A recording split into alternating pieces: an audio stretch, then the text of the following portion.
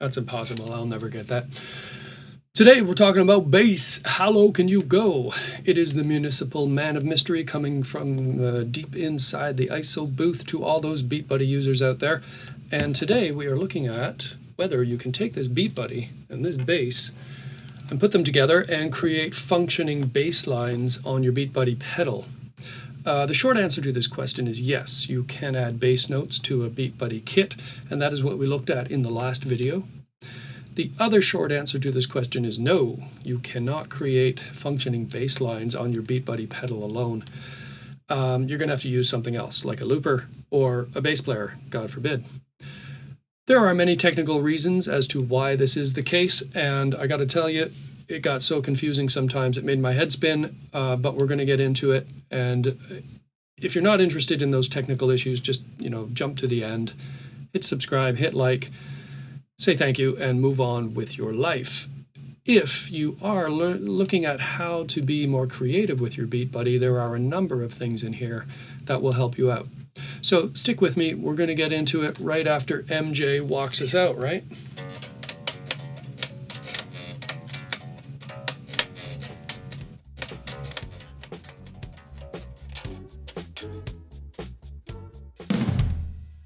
Beat Buddy users, strap in because this shit is about to get real. So the first thing we're going to look at in this operation is just sort of understanding the plan.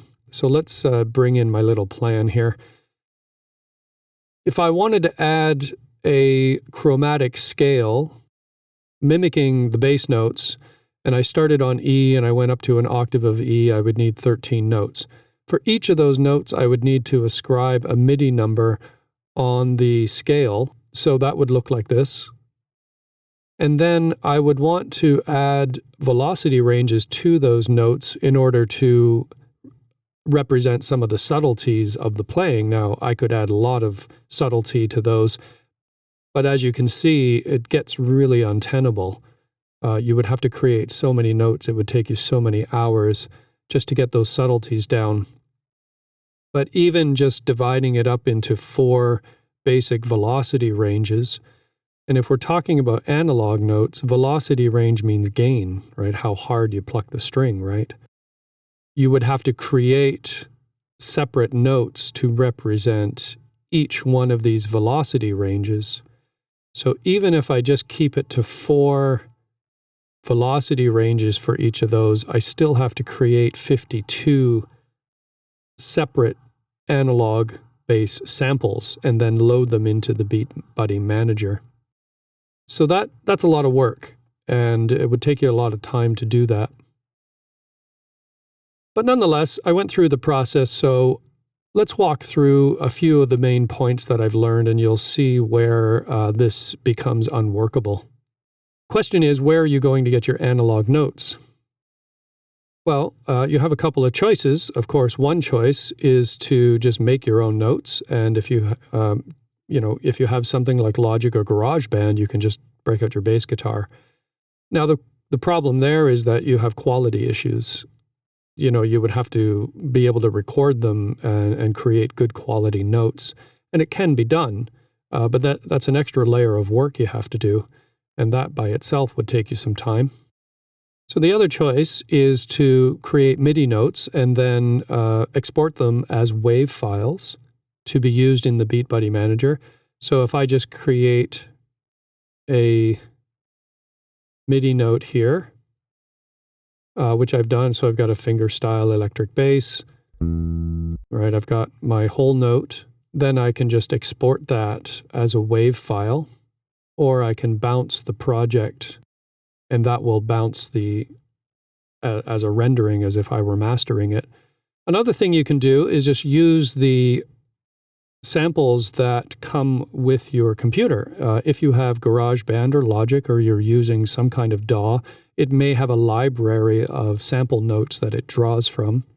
And as it turns out, that's the case if you're using an Apple computer. So you might want to take note of this because you can use some of these notes and samples for other sounds, even if you don't end up creating bass sounds.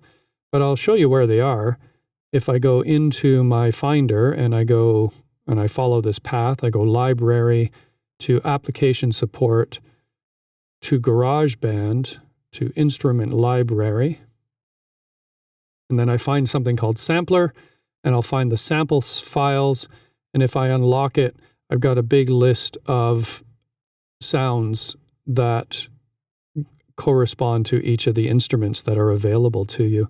So if I go to that fingerstyle electric bass that I'm using, you can see that the notes are coded, but they do have the note values indicated in that code. So there's B and A. Here's E1, and I can listen to it. So I can actually just take that sample, drag it into Logic, and that saves a lot of work because you've got an analog wave file that you can use. Now you can't bring AIF files directly into your BeatBuddy Manager. It needs to be a wave file. But if you bring this into a track here in Logic and you export it, it can be saved as a wave file. And if I wanted to change the velocity range, I would just go up here into the track and just keep reducing the gain. So if I start at reducing that to 5 and I call that the second level of velocity, then maybe I reduce it to 10. That's the middle. And then I go down to 20. That might be the most subtle, for example. And then I can save them into the BeatBuddy Manager. Now, we looked at how to do that in the last video, so I'm not going to walk you through that again. Now, here's where this whole proposition falls flat. If I bring up the drum set that I'm putting them into, and what I did was I have drum sets here. I opened my drum set, and I'm using the rock kit. And what I did was added 2 bass notes here. Now, I've only added 2 bass notes, well, 8 in total for the different velocity ranges. And the drum set is maxed out space-wise. So this is where the BeatBuddy Manager has a limitation that causes problems here, is that you can only have 100 megabytes in a drum set. And I've only added some of the notes that I want, and I've already maxed it out. Now I can delete some of these other instruments in this drum kit, but of course that limits my drum kit, and it's still not going to be enough. If I want to add 13 of these, that's going to max out the drum kit very quickly. So that's going to make the whole proposition fall flat on its face. I won't have a full chromatic scale to draw from. Okay, but the question is, does it work? You can listen to it. Okay, that was just something I cobbled together. So I was able to successfully add a bass note to a drum kit. That's not the hard part. The problem you're going to have is some other arrangement issues. The drum kit plays on a loop, and then you hit the pedal to add the variations, but bass does not do that. Bass has a lot of changes. So how are you going to add the variations in the bass line as the drum loop ends, right? If your drum loop is 4 bars or 8 bars, but your chord progression is 12 bars, you're going to have to make a 12-bar loop. And then if there's any variation, you would have to move to a new part of the song each time, and that's going to make that arrangement really complicated. So if you're doing like a children's song or some EDM or something, and it's just repeating on a loop over and over again, sure, you can do that, as long as there's not a lot of variation. The other side of arrangement is just that there's a software disparity. The instruments available in Logic or GarageBand or one of the DAWs that you're using are not going to be mapped exactly to the BeatBuddy mapping. So when you try to arrange it, you don't have an instrument that parallels and corresponds to the mapping in the BeatBuddy Manager. So as you try to arrange it, some of the notes won't be there. So if I take this drum kit from Logic and I have an arrangement file, so here's my drum set, here are my bass notes, you'll notice the bass notes make no sound. They are not represented in that drum kit. So imagine trying to arrange a song where the note value is just a velocity range. You can't hear it while you're arranging. So that, of course, gets a little crazy. You would never be able to do that without driving yourself nuts. One thing you could do is create a drum and bass instrument in Logic using a sampler. And then the sampler would correspond to the sampled drum sounds in the Beat Buddy Manager. That by itself is a massive operation, but I got through some of it, and I'll show you what it looks like. Okay, so if I open the mixer here, and I go to my track, I can open this sampler, and here's what it looks like. So what I've done here is I have created mapping zones that correspond to the Beat Buddy Manager.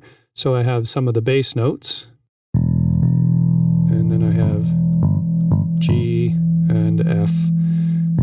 I got into some of it, but I didn't do the whole range because it wasn't necessary. All right, so each of these zones that I have here corresponds to a velocity range, and each one has a different sample that has different levels of gain. And then I have the same things for the drums. Here's the kick, there's the snare. I was able to create a kit that I could arrange on, and that would correspond to the Beat Buddy Manager. And then if I take that MIDI file and I export it to the song, there it is. And that's what we just heard in the Beat Buddy Manager. And this is it. Now, if you're listening closely, you will have noticed one of the other problems that I encountered, and I could not explain this. I still don't have an explanation for it, but for some very spooky and strange reason, the Beat Buddy Manager is translating the notes down one octave. So what I have in Logic is E2 in my bass notes, but the Beat Buddy Manager is translating them as E1, which means it's lower. So if you want to play E1, which is the low note on the bass guitar, it's actually playing E0, which is so low, it actually has no impact and it just sounds like mud. So I had to translate all of the sampled notes up an octave in order to get the note that I wanted. So that's an extra layer of complication that I encountered, which of course made me pull my hair out. Right, so to sum up, again, the short answer is no, and the main condition is right here that the drum kits are just not large enough to contain that much information and still be able to produce subtlety in music. But what we have learned here is that you can find those samples in your library, and you can use other instruments like drum instruments, or you can create your own samples, and maybe you would like to do something creative and interesting with those samples and then add that to a kit. This was an extremely complicated set of variables that I was dealing with, so I probably missed a few points or didn't answer some questions. So please feel free to ask me anything in the comments or catch me online. I hope you can subscribe to the channel. I'll be adding some more things about your Beat Buddy in the future.